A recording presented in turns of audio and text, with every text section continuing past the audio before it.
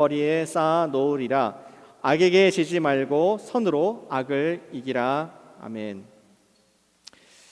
여러분들은 새 차를 구매하신 적이 있으시죠?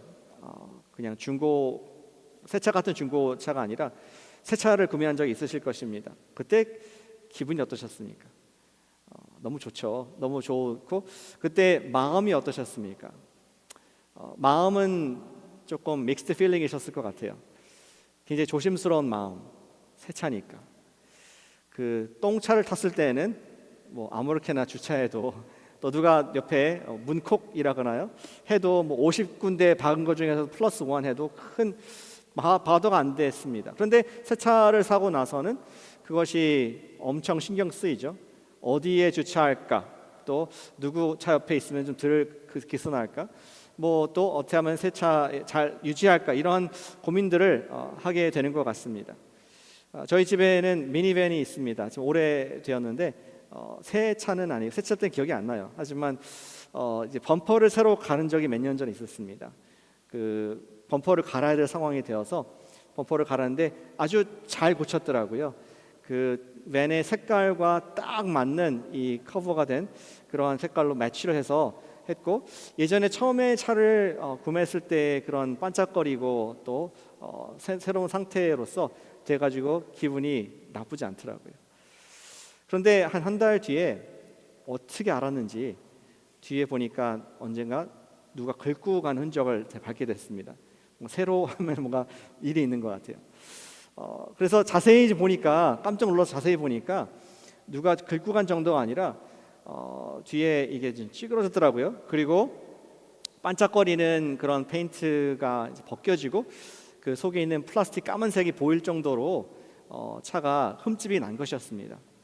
가슴이 너무 아팠습니다. 새로 된 범퍼, 새 차 같은 기분으로 타고 다녔는데 이거 긁고 나서 제 마음속에 잊어버려야지 어떻게 하겠나, 이거 갖고 또 새로운 범퍼를 갈기도 그렇고 그냥 잊어버려야지 어떻게 하나, 이런 생각을 할 수밖에 없었습니다. 성숙한 내가 참아야지.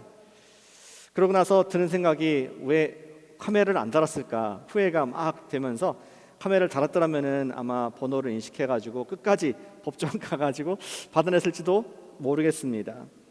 그런데 성숙한 내가 참아야지, 누군지 알 수 없지만 그 사람을 용서해야겠다는 생각을 하게 되었습니다. 그런데 문제는 그때부터 생기게 되었습니다. 그 기스가 나고 스크래치가 난 부분을 볼 때마다 마음속에 분노가 올라오는 것이었습니까? 볼 때마다 속상하고 볼 때마다 내 심령이 상하는 것을 보면서 내가 왜 이럴까 하는 그러한 안타까움을 느끼게 되었습니다. 아마 여러분들도 살면서 비슷한 경험을 하지 않았을까 생각을 합니다. 저는 비단 차 스크래치 난 얘기를 드린 것만이 아닙니다. 가만히 주차된 차와 같은 나의 평온한 마음에 지나가는 누군가가 갑자기 다가와 흠집을 낸 일들이 1년 내내 있으셨을 걸로 생각합니다. 청년들 같은 경우에는 연애를 하다가 상대방이 이별 통보를 일방적으로 해왔을 때에 마음에 평생 남을 시퍼런 멍이라는 흠집이 생길 수밖에 없을 것 같습니다. 또 종종 그런 얘기 듣게 되죠. 형제들 가운데, 가족 형제들 가운데서도 평소에 잘 지내다가 부모님의 재산 상의를 하다가 그 대화 가운데에 평생 이렇게 없어지지 못할 그런 마음의 스크래치가 나서 평생 마음에 힘들어하는 경우도 우리는 보게 됩니다. 혹은 같은 교회를 다니고 같은 셀 심지어 있으면서 마치 후진을 하다가 나도 모르게 누구 박을 수 있듯이 내가 그냥 무심코 한 말, 내가 무심코 한 행동 때문에 누군가의 마음에 큰 스크래치가 되고 상처가 되어서 그것이 큰 짐이 되는 그런 일들도 우리는 경험을 하게 되는 걸로 생각합니다. 그러할 때 제3자가 여러분한테 질문할 수 있을지 모르겠습니다. 이 모든 것을, 당신이 당한 상처를 보면서, 스크래치를 보면서 당신에게 이런 질문을 할 수 있습니다. How are you? 괜찮으세요? 어떠세요? 그러니까 어쩌면 여러분들은 우리 중학교 때 교과서에서 배운 답과 같이 How are you? Fine, thank you. And you? 라는 답을 할지도 모르겠습니다. 우리는 스스로 생각할 때 내가 너그럽게 용서했어. 내가 너그럽게 다 그것을 받아쳤어. 라는 대답을 해야 될 것 같은 그러한 생각이 들 것 같습니다. 나는 이렇게 성숙한 사람이야. 나는 그러니 괜찮아. 너 문제나 걱정해. And you? 이렇게 대답하고 싶은 마음들이 우리에게 있습니다. 하지만 그럴지 모르겠습니다. 정직한 고백일 수 있습니다. 하지만 문제는 비슷한 상황이, 그리고 더 나쁘게는 그 사람이 또다시 그런 일을 나한테 힌트라도 보이게 되면은 나도 몰랐던 속에서 솟구쳐 나오는 분노, 솟구쳐 나오는 상함들이 있다는 것을 경험을 하게 됩니다. 오늘 설교의 제목을 이렇게 적어봤습니다. 우리 용서의 빛. 용서의 빛이라는 것이 있다는 것을 우리가 이해해야겠습니다. 우리가 진정한 누구로 용서를 한다는 것은 그 말에 어떤 책임이 따르는지, 그리고 그것을 담당해야 될, 용서합니다라고 했을 때 내가 담당해야 될 용서의 빚이 있다는 것을 이해할 때에 우리는 진정으로 주님께서 원하시는 용서라는 것을 할 수 있게 될 줄 믿습니다. 오늘 여러분과 나누기 원하는 것은 용서하는 삶이란 어떤 모습인가, 용서가 이례적인 것이 아니라 라이프 스타일로서 용서의 삶이 어떠한 것인가 하는 것을 묵상해 보기를 원합니다. 여러분 주보에 두 가지 용서의 삶의 모습을 기록해 놓았습니다. 첫 번째는 용서의 삶은 주님의 뜻이라는 것입니다. 같이 해주시면 감사하겠습니다. 용서의 삶은 주님의 뜻입니다. 용서의 삶은 주님의 뜻입니다. 우리는 지난주 우리 말씀에서 예수님의 명령을 직접 들었습니다. 마가복음 11장 25절 말씀에서 예수님께서 말씀하신 그분의 뜻, 여기 보니까 서로 서서 기도할 때에, 이 유대인들이 서서 기도하는 것은 그들이 주님을 만나는 경건의 루틴이었습니다. 그때마다 생각나는 사람이 있거든, 혐의가 있거든, simple, very simple, 해야 될 바로 지침은 용서하라라는 명령을 주셨습니다. 우리가 매일 서서 기도하듯이, 서서 기도하진 않으시겠지만 매일 큐티하고 매일 기도하고 매주 예배를 드리듯이 그때마다 우리가 누가 혐의가 생각나거든 용서하라, 계속 용서하라고 권면하신 주님의 음성을 우리는 지난주에 듣게 되었습니다. 같은 맥락에서 예수님의 말씀을 풀어 쓴, 조금 더 적용적으로 쓴 히브리서 기자가 오늘 읽었던 12장 14절에서 이러한 같은 결이 같다 그러죠. 요새 같은 결로서 말을 합니다. 모든 사람과 더불어 화평함과 거룩함을 따르라. 이것이 없이는 아무도 주를 보지 못하리라.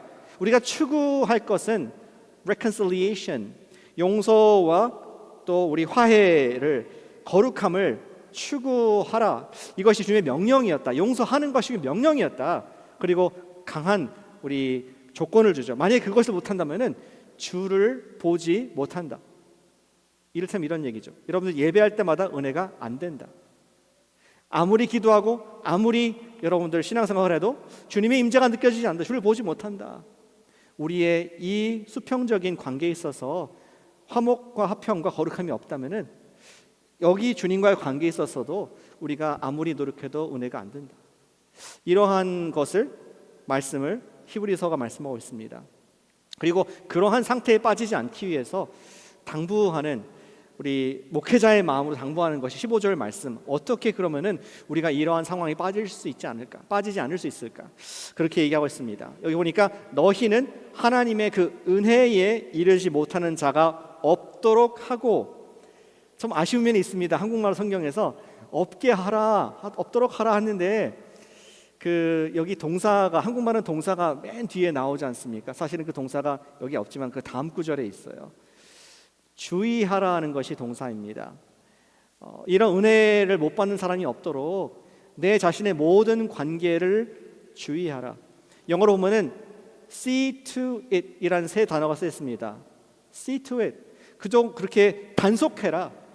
이 똑같은 단어가 또 다른 성경에 나오는데, 베드로후서 전서에서 나오는데 5장 2절 나오는데, 거기 보면은 베드로가 양무리를 치되 억지로 하지 말라, 자원함으로 하라 했을 때 양무리를 자원으로 치라는 것이 똑같은 단어입니다. 다시 말해서 이것을 see to it 이란 단어는 뒤에 죄송합니다. 우리 갑자기 헬라어가 생각이 안 나네요. 우리 에스피코피오라는 단어인데요. 거기에서 우리 성공회 교단 에스코펠리안 교단이 나왔죠. 목양하는 교단, 우리 oversee 잘 감독하는 교단 이런 의미입니다. 에스피코피오라는 어려운 단어인데 그 see to it 너희의 영혼이 항상 돌봄을 받으라. 스스로 마치 목자가 양들을 밤샘 근무하듯이 보초를 쏘듯이 항상 경계 근무를 하듯이 우리 마음속에 이러한 용서 못하는 화목하지 못한 관계가 없는지 항상 보초를 서라. Be on guard duty 이러한 의미로서 여기 15절에 없도록 하라. 제가 길게 설명해야겠죠. 너무 짧아가지고 없게 하라. See to it 이러한 의미로 적혀져 있습니다. 다시 말해서 목자가 두루두루 서서 항상 양들을 보듯이 우리의 마음에 두루두루 이런 화목하지 못한 관계가 없는지 계속 라이프 스타일로 스스로를 스캐닝하라고 말씀하고 있는 것입니다. 그리고 특별히 우리가 주의해서 볼 것이 있는데 무엇을 스캔해야 됩니까? 그 뒤에 15절 중간부터 보니까 없도록 하고 특별히 쓴 뿌리가 나서 괴롭게 하여 많은 사람이 이로 말미암아 더럽게 되지 않게 하며. 쓴 뿌리, 우리 쓰다 bitter한 그 형용사의 뜻은 산언적인 뜻을 보니까 화살같이 날카로운 그런 뜻입니다. 뭔가 날이 서 있는 거죠. 면도칼까지 쫙 같이 서 있는 그런 쓴 것이 그런 의미가 있습니다. 그리고 톡 쏘는 듯한 스팅이 있는 무례한 그리고 vindictive 뭔가가 지금 앙심 있고 앙가품을 하고 싶은 앙심에 찬 이런 의미가 bitter, 쓰다라는 소리 안에 있습니다. 비유적으로 쓴 뿌리는 내 영혼을 좀 먹고 그리고 또 정신적인 상태로서 나를 억누르는 그러한 무거운 모습을 말씀을 하고 있는 것입니다. 그 그림을 그리고 있습니다. 그리고 특별히 뿌리라고 되어 있지 않습니까? 그러한 쓴 뿌리는 그 모든 식물의 이 근본이 되지 않습니까? 모든 양분이 나오는 소스입니다. 우리 나무에서 열매가 나오는데 한 번 열매가 나오고 그 다음 계절 안 나오는 게 아니라 계속 열매가 맺힐 수 있는 것이 뿌리가 살아있는 한 계속 철을 따라서 과실을 맺지 않습니까? 마찬가지로 우리의 삶의 마음 중심에 쓴 뿌리가 있으면은 계속 어떤 열매가 나올까요? 우리 마음에 분노와 불평과 또 억울함이라는 그러한 열매가 쓴 뿌리에서 한 번 나오는 게 아니라 계속 씹고 되씹어서 나오게 되는 근본을 쓴 뿌리라고 얘기를 하고 있는 것입니다. 혹자는 말하기를 이 쓴 뿌리를 마음의 암이라고 얘기를 하는 것이죠. 여러분들 애니어 체크업 받으시나요? 건강검진 하시길 바랍니다. 왜 합니까?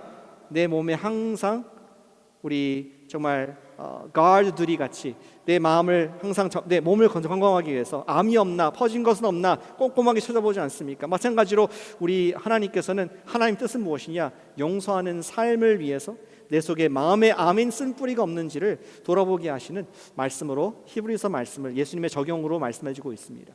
팀 켈러 목사님은 wrath라는 영어 단어를 얘기하면서 그 어원을 좀 얘기해주고 있습니다. wrath가 분노 아닙니까? 쓴뿌리에서 나오는 분노의 감정입니다. 근데 그 앵글로색슨 단어의 어근에 보면은 wrath라는 단어가 또 똑같은 단어가 거기서 나온 단어가 있는데 여러분들이 크리스마스 때 많이 보는 wreath라는 단어가 거기서 나왔습니다. wreath가 뭔지 아시죠? 이 그림에 있듯이 이게 식물을 우리 한국말로 뭐랄까요? 화환? 꽃은 없지만 어떤 화한 식물로 엮은 것 아니겠습니까? 그런데 wreath가 뜻이 무엇이냐? 뭔가가 자연스럽지 않지만 엮어서 구부려서 모양을 만들어낸 원래 상태가 아닌 뭔가 변형을 준 꼬아진 모습을 wreath라고 말하는 것입니다. 따라서 wrath, 분노라는 의미 속에 단어 속에도 그런 의미가 있다는 것입니다. 그것은 내 정상적인 감정이 아니라 내 원래의 온전한 평온한 감정이 아니라 뭔가 좀 꼬이고 뒤틀리고 모양이 복잡하고 그래서 사람들과 반응할 때 자연스럽게 반응이 나오는 것이 아니라 과잉 반응을 하게 되고 쉽게 분노하게 되고 항상 불만이 찬 이런 것을 wreath 같은 wrath가 우리 마음속에 있을 수 있다는 것을 주의하라 하는 것을 지금 주의 설교자가 말씀을 히브리서에서 하고 있는 것입니다. 성경에서 보여주고자 하는 우리의 마음의 쓴뿌리가 없는가, 그것을 점검하라고 하고 있습니다. 우리는 주님께서 보게 하실 때 부지런히 자신을 살펴보며 이웃과의 관계에 있어서 나에게 쓴 뿌리가 있지는 않은지를 라이프 스타일로 돌아보기 원하시는 것이 주님께서 가르쳐 주신 말씀인 줄로 믿습니다. 주님께서 우리에게 말씀하신, 베드로가 물어봤죠. 몇 번 용서하겠습니까? 7번 용서할까요? 베드로가 뭐라 했습니까? 죄송합니다. 예수님이 뭐라 하셨습니까? 70번씩 7번이라도 무한반복 용서하라. 라이프 스타일로 용서하라는 것이 예수님의 그 말씀이었고, 히브리서 기자가 같은 말씀을 얘기하면서 우리 스스로를 항상 스캔하면서 위아래 우리 마음을 스캔하면서 마음의 암인 쓴뿌리를 제거하도록 노력하라고 말씀하고 있는 것입니다. 예, 그렇습니다. 용서의 삶은 주님의 뜻인 줄로 믿습니다. 아멘이십니까? 그것은 우리가 루틴으로 해야 되는 것입니다. 어떤 분들은 좋은 루틴이 있으시죠. 아침에 일어나자마자 뛰는 분들이 계십니다. I envy you. 저도 그렇게 되기를 원합니다. 어떤 분들은 아침에 짐을 가시는 루틴이 있는 분도 계십니다. 또 어떤 분들은 아침에 일어나자마자 모닝 큐티를 하시는 분들이 계십니다. 할렐루야. 어떤 분들은 또 일주일 중에 루틴 가운데 어떤 독서 클럽이나 또 다른 여러분들 여가 활동을 통해서 골프라든지 또 건전한 습관들을 갖고 계신 경우들이 있습니다. 그것도 우리 라이프 스타일이라고 하지 않습니까? 라이프 스타일, 반복되는 것들, 우리의 건강을 주는 것들, 자주 해야 되는 것.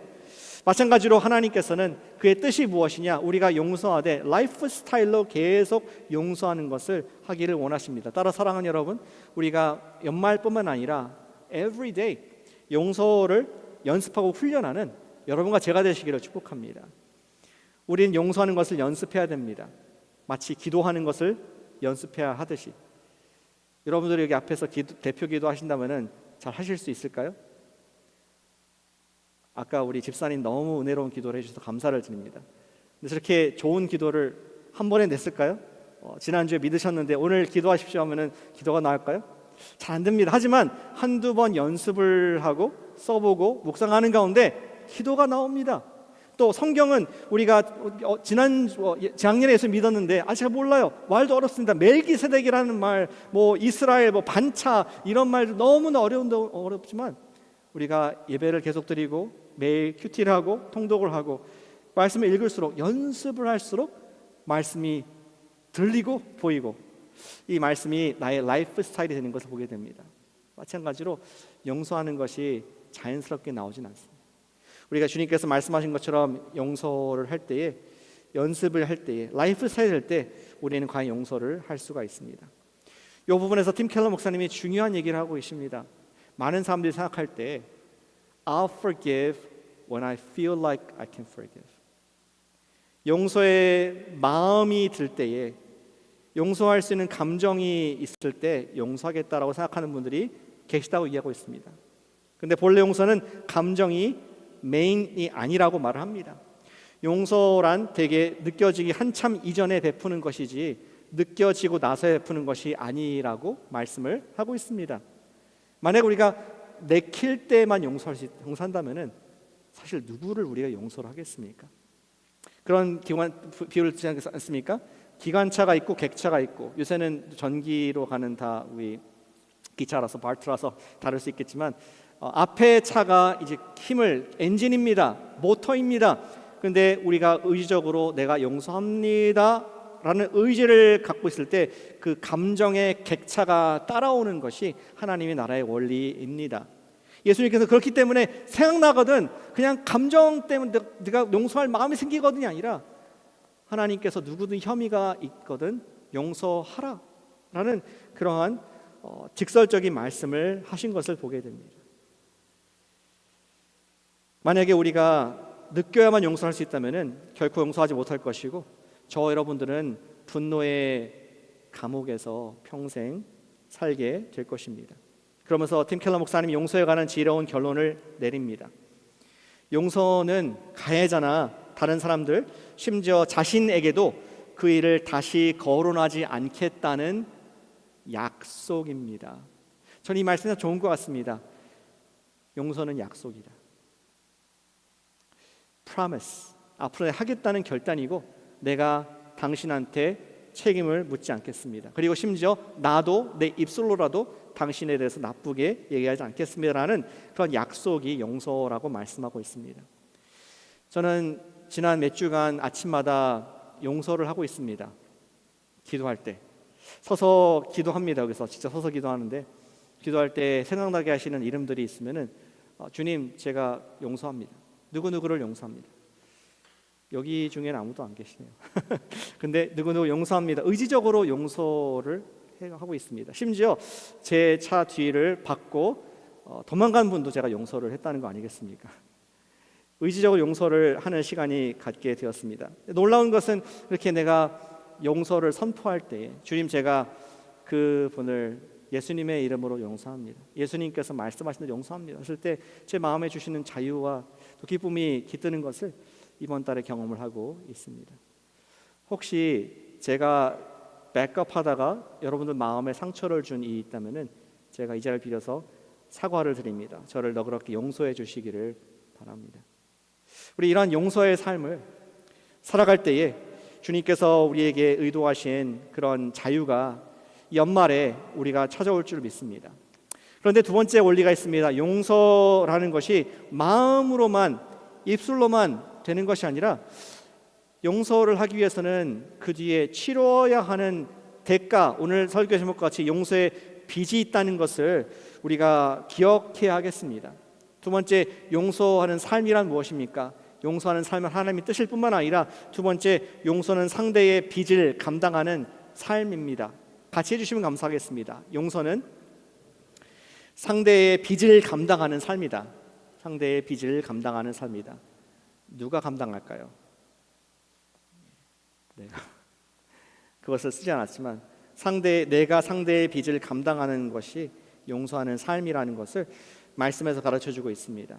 우리는 마음으로 용서를 할 결단을 하고 그것을 연습할 때에 한 가지 주의할 사항이 있습니다. 그것은 용서를 할 때에 우리에게 어떠한 비리 날라온다는 것입니다. 청구서가 오게 됩니다. 우리가 마음속으로 누군가를 용서했다고 하지만 왠지 모르게 뒤돌아서면은 복수하고 싶은 마음이 불긋불긋 올라오는 이유가 무엇일까요?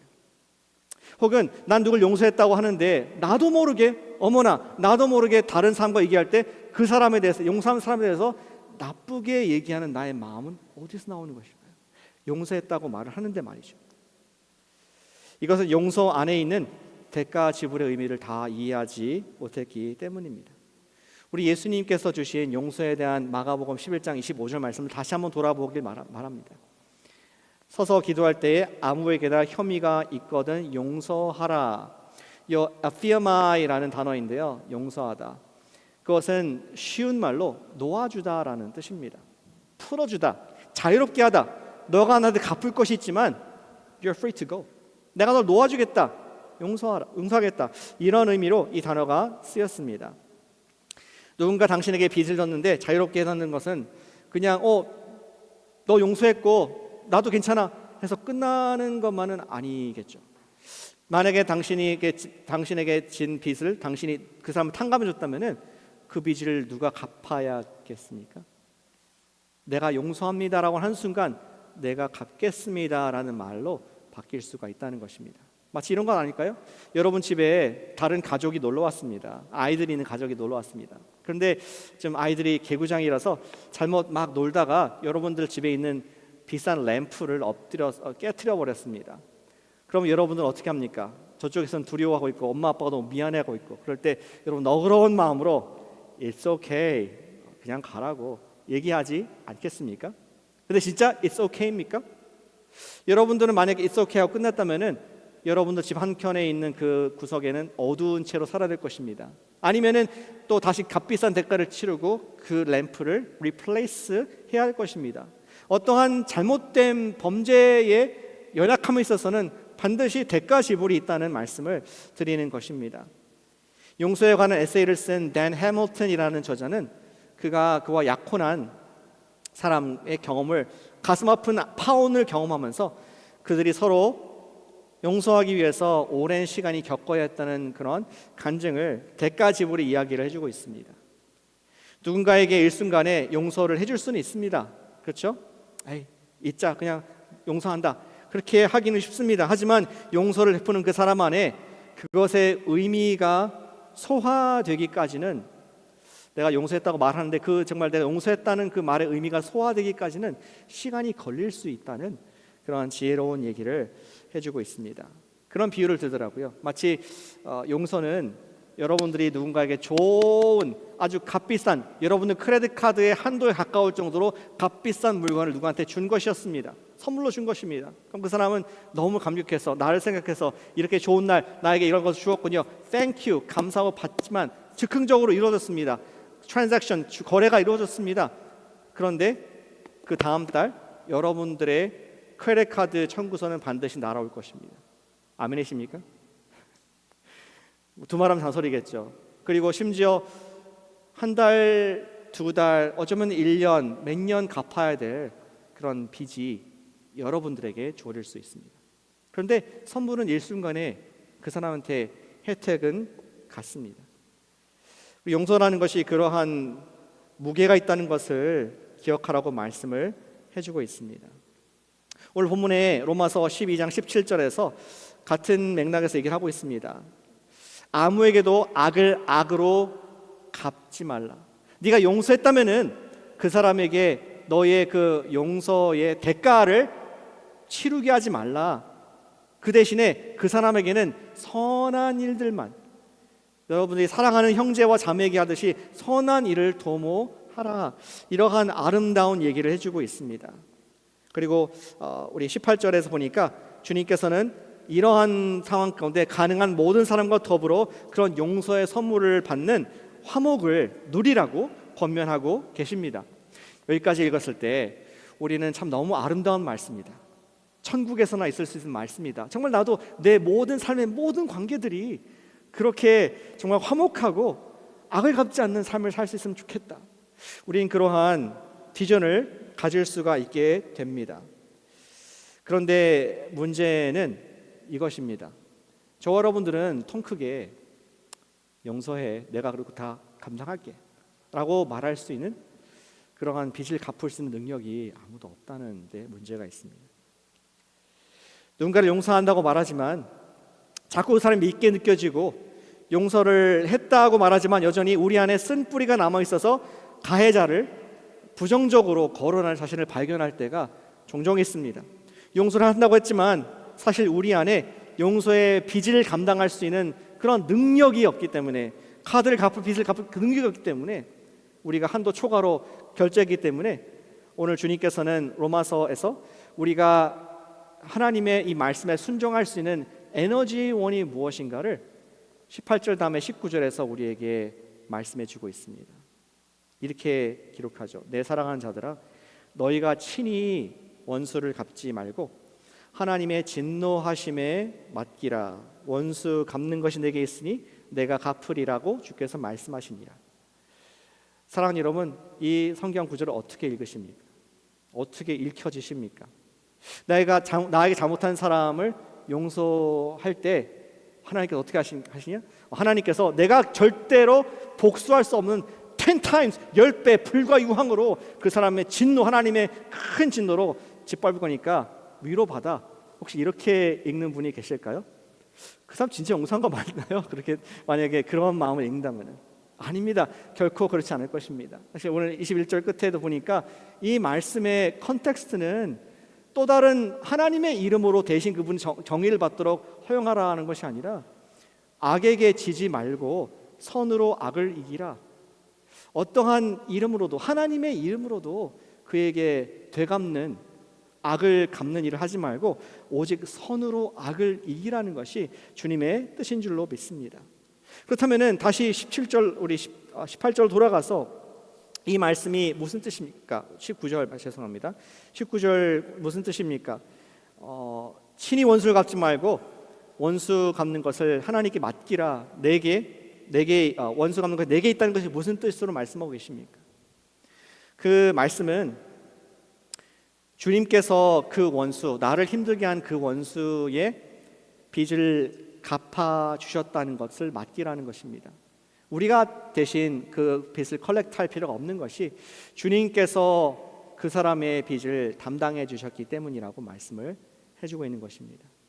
이런 것 아닐까요? 그러니까 우리 여러분들과 여러분 누가 여러분한테 30불을 빚졌습니다. 그냥 쉽게 얘기해서 30불을 빚졌고 여러분 마음에 너무 크게 보고 들리는 겁니다. 아니 왜 안 갚아줘? 저 사람은 30불 얼마나 귀한 돈인데 아무리 힘들어도 먼저 갚아야지 하는 그러한 분노가 있었습니다. 근데 갑자기 팬데믹 때 우리 정부에서 3,000불을 각각 주었습니다. 사는 것이죠. 다가오시라고 예화를 드는 겁니다. 3,000불을 받았으니까 여러분들 갑자기 마음속에 나에게 3,000불이 있으니까 에이, 내 용서하는 30불 그냥 가져. 안 갚아도 돼. 같이 살아야지 하면서 너그럽게 용서할 수 있는 것이 하나님께서 갚아주셨다는 것을 믿기 때문에 우리가 그것을 맡기기 때문에 It's okay. 용서할 수 있다. 빚을 감당할 수 있다는 말씀을 하고 있습니다. 사실 우리 이런 논리가 이해는 됩니다. 또 쉽게 다가오기도 합니다. 그런데 실제로 우리가 나한테 어떤 힘든 일을 가해를 했을 때 그 사람의 용서의 빚을 담당한다는 것이 쉽지만은 않을 때가 있음을 또 고백을 하게 됩니다. 아까 얘기했죠. 이 분노의 쓴뿌리가 있을 때 비정상적인 어떤 과대하게 어떤 부분을 크게 만들어서 사실이 아닌 것을 사실로 해서 우리로 하여금 넘어지게 하는 것이 죄의 쓴뿌리입니다. 30불 너무 크게 만들어가지고 어떻게 저 사람이 나한테 그런 짓을 할 수 있고 뻔뻔하게 살 수 있어라고 과대하게 만들어가지고 우리로 하여금 하나님께서 나의 빚을 갚아주셨고 저 사람이 나 잘못한 것도 그 사람이 하나님께서 갚아주셨다는 것을 보지 못하도록 만드는 우리의 모습들이 있다는 것을 보게 됩니다. 따라서 우리는 자꾸 기억을 해야겠습니다. 내가 얼마나 큰 빚을 탕감받았고 하나님께서 심지어 저 사람이 나한테 잘못한 것도 탕감해 주셨다는 것을 기억하고 또 리프레시하고 항상 습관적으로 용서하지 않으면은 그리고 우리가 빚을 감당하지 않으면은 우리는 승리할 수 없다는 것을 말씀을 하고 있습니다. 사랑하는 여러분, 저는 지난주에 드렸던 기도를 연습하면 좋겠습니다. 지난주에 그랬죠. 예수님의 우리 가상 7원 중에 첫 번째 말씀, 아버지여 저들을 용서하여 주옵소서. 화면에 보여주실까요? 우리 누가복음 23장 24절 말씀에서 아버지 저들을 사하여 주옵소서. 주님, 아버지의 이름으로 저 사람을 사하여 주옵소서. 아버지가 아니면은 저들을 용서받을 수 없습니다. 그리고 아버지께서 용서하셨기에 저도 그들을 용서합니다. Let this be our prayer. 예수님의 기도가 우리의 기도가 되기를 원합니다. 저는 끝으로 우리 팀 켈러 목사님께서 하셨던 간증의 이야기를 하나 나누고 마치길 원합니다. 코리 텐 붐 아시죠? 우리 화란에서 네덜란드에서 2차 세계대전 때 유대인들을 자기 집에 숨겨주었던 이야기 The Hiding Place라는 그러한 에세이를 쓴 주님의 사람이었습니다. 근데 코리 텐 붐은 유명한 것이 그녀가 용서한 사람으로서 유명합니다. 이제 2차 세계대전이 끝났습니다. 그리고 이제 본인이 이제 전 세계를 다니면서 간증하고 말씀을 전하는 시간이 되었고요. 1947년도에 독일의 한 교회에 가서 집회를 하게 되었습니다. 그런데 그 전에 아셔야 될 것이 우리 코리 텐 붐이 자기의 이런 사역들을 전쟁 동안에 유대인들을 숨겨준 일들을 했었는데 그러다가 자기와 자기 여동생 베tsi가 포로 수용소에 수감이 되었습니다. 그리고 정말 놀랍게도 하나님께서 코리를 살려주셨는데 베시 was not so lucky. 그녀는 그곳에서 죽음을 맞이하게 됩니다. 그 모든 아픔을 뒤로 하고 전쟁이 끝나고 집회를 다니면서 말씀을 전했습니다. 한 독일 집회에 가서 말씀을 전하는데 그런 메시지가 주 메시지였습니다. 하나님께서는 우리 죄를 다 예수님의 피로 말미암아 용서하셨고 우리의 모든 죄를 저 바다 깊은 곳에 쳐넣으셔서 우리가 아무리 끄집어내려도 그 심해에 들어가기 때문에 하나님께서는 도저히 기억하지 않으시고 우리를 다시 어떠한 죄도 문제 삼지 않습니다. 예수님께서 모든 죄를 용서해 주셨습니다. 사람들이 막 은혜를 많이 받았어요. 그리고 이 집회가 끝나고 나서 한 남자분이 코리한테 인사를 하러 왔습니다. 그런데 그 남자분은 코리를 처음 보는 것이었지만 코리는 이 남자분을 본 적이 있었습니다. 바로 자기가 포로 수용소 했을 때에 그 수용소를 가두었던 가드 중에 한 명이었던 것입니다. 다시 말하면은 이 가드 때문에 내 동생이 죽음을 당한 그러한 사건을 커리는 기억을 하고 있습니다. 그런데 이분이 너무나 밝은 모습으로 와서 간증하는 것입니다. 커리 여사님, 당신의 이야기를 듣고 제가 너무 큰 감동을 받고 정말 하나님께서 나의 모든 죄를 다 바닷속에 넣으셨다는 것 기억하지 않으신다는 것이 내 큰 은혜가 되었습니다. 과연 나도 예수님을 믿었고 이제 구원받았으니 내가 정말 자유합니다. 당신의 메시지 감사합니다 라고 악수를 청하는 그런 순간이었습니다. 그러자 커리가 그 순간 얼어붙었다고 합니다. 그 사람은 자기를 모르지만 자기는 너무 잘 알고 있습니다. 어떠한 사람인가? 이 사람 때문에 내 동생이 죽음을 받았고 나는 다시는 이 동생을 볼 수 없다. 자기가 손이 주머니 속에 들어있었는데 도저히 지금 손 내민 그 손을 맞잡고 악수하기가 너무 괴로웠다고 합니다. 지금 얼마 전까지 하나님의 용서의 메시지를 전했던 하나님의 말씀을 용서는 결단이다. 용서를 우리가 해야 된다. 이런 말까지 했지만 막상 자기 앞에 자기 동생을 죽인 범죄자, 어떠한 처벌도 받지 않은 그 사람 봤을 때에 손이 나오지 않았습니다. 그녀는 그 순간 기도를 했습니다. 다 자기가 적은 겁니다. Jesus, help me. 그리고 주저하다가 I can lift my hand, I can do that much. 예수님, 제가 죽기보다 싫지만 손은 내밀어주지 않겠습니까? 그 정도는 할 수 있지 않겠습니까? 하면서 손을 내밀었다고 합니다. 제가 그분의 말을 인용해 보겠습니다. 그래서 딱딱하게 기계적으로 내 손을 뻗어 그가 내민 손에 포기였다. 그러자 놀라운 일이 벌어졌다. 찌릿한 전류가 내 어깨에서부터 팔뚝을 타고 흘러 맞잡은 손까지 관통하는 것이었다. 그러면서 치유와 온기가 내 온몸을 휘감는 것 같았고 눈물이 핑 돌았다. 내 마음을 다해 형제님을 용서합니다 라고 커리가 고백을 하게 됩니다. 하나님의 사랑을 그때만큼 절절히 실감한 적이 없었다라고 커리는 자기의 경험을 기록을 한 것을 제가 여러분께 인용을 했습니다. 왜 이 말씀을 드립니까? 아무리 커리 텐붐 역사의 믿음의 위인이고 아무리 목사고 아무리 선교사고 아무리 집사님이고 아무리 교회 생활을 50년 60년 평생 한 분이라 할지라도 용서하는 것은 어렵다는 것을 기억하길 원합니다. 예수님께서는 생각나서 서서 기도와서 용서해라고 말씀하셨는데 그 기도의 용서의 빚을 감당하는 것이 쉽지가 않다는 것을, 하지만 우리가 주의 말씀에 순종했을 때에 우리가 이전에 없었던 놀라운 자유를 주님께서 주실 줄로 믿으시기를 축복합니다. 우리 코리는 계속해서 동생 없이 살아가는 아픔의 빚을 감당해야 할 것입니다. 그런데 코리에게 없는 것은 무엇이냐? 독일 사람들에 대한 쓴뿌리가 제거가 되어서 볼 때마다 동생 생각할 때마다 섭섭하고 아픔이 있지만 원수를 미워하고 또 그를 내 마음의 감옥에 가두는 그러한 쓴뿌리는 없어졌다는 것을 고백하게 됩니다. 사랑하는 여러분, 결론적으로 말씀드립니다. 용서의 삶은 비싸지만 비할 데 없는 가치가 있음을 믿으시기를 축복합니다. 영어로 적어봤어요.